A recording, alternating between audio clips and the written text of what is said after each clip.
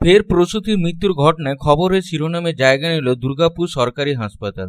দিন 7 আগে দুর্গাপুর মহকুমা হাসপাতালে এক প্রসূতির মৃত্যুর ঘটনায় ব্যাপক উত্তেজনা ছড়িয়ে পড়েছিল। সেই রেস কাটতে না কাটতে আবারও এই ঘটনা।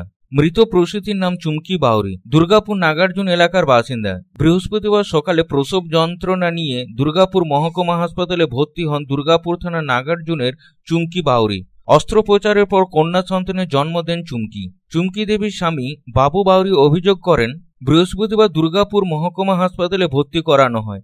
সিজার করে চুমকি দেবী এক কন্যা সন্তানের জন্ম দেন। এরপর তার স্ত্রী ও সদ্যজাতকে বেডে দেওয়া হয়, কিন্তু রাতেই তার কাছে ফোন আসে। হাসপাতাল থেকে জানানো হয় প্রসূতির অবস্থা ভালো নেই। তারপরে ওই প্রসূতির শারীরিক অবস্থার অবনতি হতে শুরু করলে তাকে আইসিইউতে স্থানান্তরিত করা হয়। চিকিৎসা চলাকালীন শুক্রবার সকালে চুমকি দেবীর মৃত্যু হয়। চিকিৎসায় গাফিলতির অভিযোগ তুলে ক্ষোভে ফেটে পড়েন প্রসূতির পরিবার ও এলাকার লোকজন। ঘটনাস্থলে আসে পুলিশকে ঘিরেও বিক্ষোভ দেখাতে থাকেন অভিযোগকারীরা। তার সাথে পুলিশের ভূমিকা নিয়েও প্রশ্ন তুলেন মৃতের স্বামী। হবে না আগে আমাদের তো লোক মরে স্যার, আমাদের তো লোক মরে, আমাদের লোক মারা যায়। পুলিশ কেন গেল না? পুলিশ কেন গেল?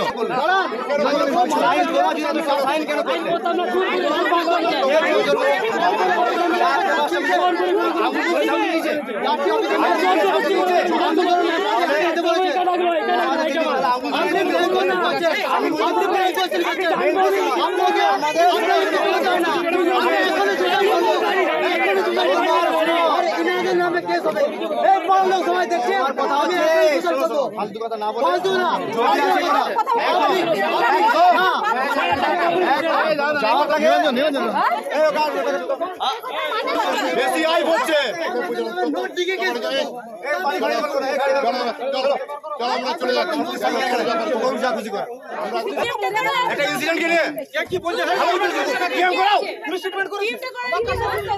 আপনারা তো বারে বারে বলছেন যে আপনারা কোনো মানে করে এনে যা খুশি নেবে।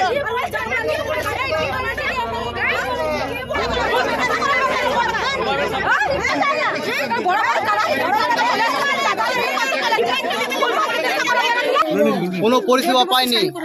আমাকে যেভাবে স্যাররা যেভাবে আমাকে মানে ব্যস্ত করলো আর কি, মরে যাওয়ার পর যে আমার যে অবস্থা, যে খুব কঠিন অবস্থা, সেই অবস্থায় আমাকে 3-4টে স্যার মিলে, 3-4টে যারা ফাঁড়ি স্যার মিলে আমাকে হ্যারাসমেন্ট করে তুমি হ্যান্ড ওভার নাও, বডিটা হ্যান্ড ওভার নাও।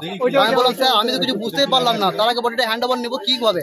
বলে দেখুন আপনারা যদি চান যে ঝামেলা করবেন, এটা কিন্তু সরকারি ব্যাপার, তোমরা কিন্তু কেস খেয়ে যাবে। এইভাবে আমাদেরকে একটা ভয় দেখিয়ে তাড়াতাড়ি বডিটাকে হ্যান্ড ওভার করার চেষ্টা করলো। কে করলো এটা? এটা ওখানে যে স্যার ছিল প্লাস চিন্ময় বাবু, এই কাজটা খুব চিন্ময় বাবু ছিল।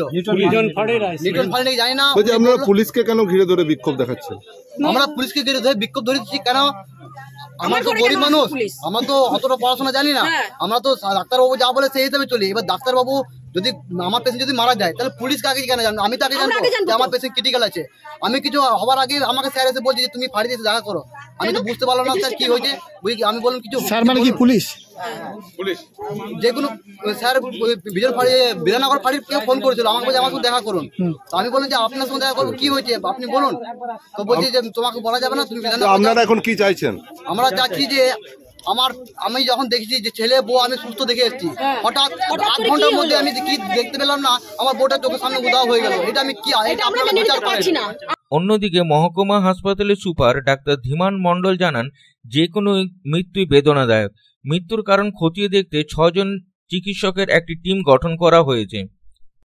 তো আমাদের এই যে পেশেন্টটা মারা গেছে, এটার জন্য আমাদের একটা এনকোয়ারি টিম তো অবশ্যই বসেছে।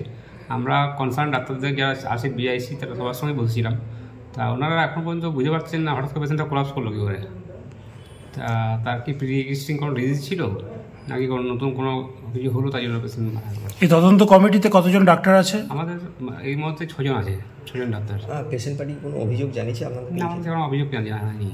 এটা আমরা নিজেরাই ওরিড যে পেশেন্টটা হঠাৎ করে কোলাপস করলো কেন। আমরা বেসিক্যালি ভয়ই আছি যে বাকি পেশেন্টদের কিছু হবে কিনা, সেই জন্যই আমরাও ভয়ে আছি যে এই ধরনের ঘটনা কেন ঘটছে, কেন ঘটে যাচ্ছে।